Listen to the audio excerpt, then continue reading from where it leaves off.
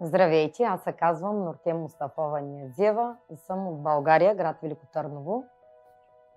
Сложила съм си импланти преди 5-6 години, но след като минах операция от рак на гърдата, лявата ми гърда остана по-малко от дясната и реших да си направя реконструкция. Взех да се опътвам пак към Турция, че са по-добри докторите. Случайно попаднах на сайта на една клиника, свързах се с преводачката Мюзен. Много добре се държа жената с мен, обясни ми всичко и реших да си направя реконструкцията на бюста тук в Турция.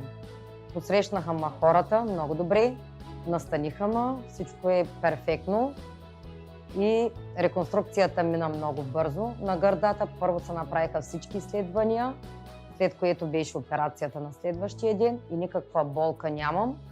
Много съм доволна, абсолютно и от обслужване, от доктори, от сестри. Всичко е перфектно тук и ви препоръчвам тази клиника. Благодаря ви!